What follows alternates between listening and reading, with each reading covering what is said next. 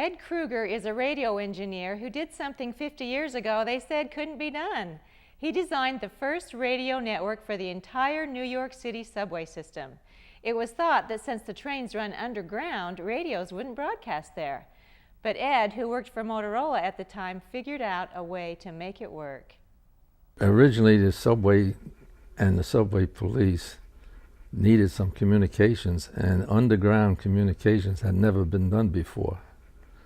So when I say we, Motorola, got the contract, and the industry said we could not do it underground, but we proved them wrong. We did it underground.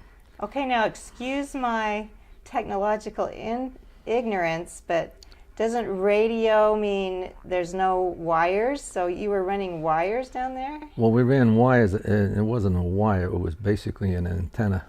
But anyway, the Transit Authority had the 5th largest police department in the country, underground. Underground? Yeah, on the trains and in the stations, which are all underground. Were you ever worried that they were right, that it couldn't be done? No. You knew it could be, huh? Yeah. How did you show them how you had designed it? Did you make a drawing?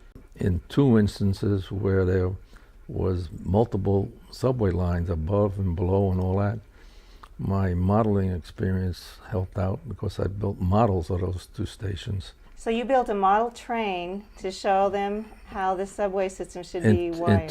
In two instances, yeah. Oh, wow. Well, will you show us your model trains? Sure. All right. Just anytime. Ed has been building model trains for 62 years. Wow, look at that railroad set. He has worked on this particular set for 17 years. With his radio engineer background, Ed designs pretty sophisticated electrical systems for his trains. He belongs to a model train club in St. George that meets each week.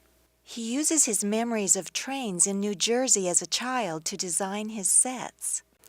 At the end of World War II, Ed had a unique experience.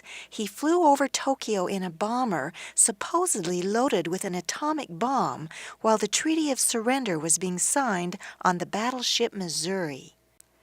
Much later, during his career at Motorola, Ed helped design the specifications for the base antennas for the new device called a cellular phone. And tell me how you participated in the cell phone industry coming into being. Motorola has what they call an antenna farm, where you design antennas and how they propagate.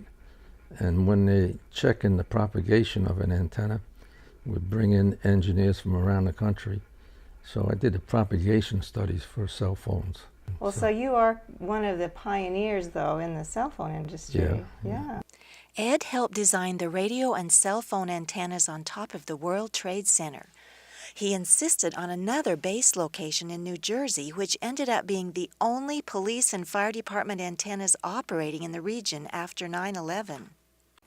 Ed eventually became Eastern Vice President for Safety for Motorola. He and his wife Jean retired to St. George in 1988. So tell me, back to the subways, how many miles of subways are there in New York City? 262. 262 miles of subways. Mm-hmm. Wow. And I walked them all.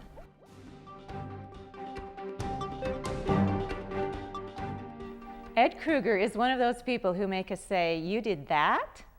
We're glad he chose to retire to Southern Utah. If you know someone who has had amazing experiences, call us at Sun News 435-879-4274 or visit southernutahnow.com.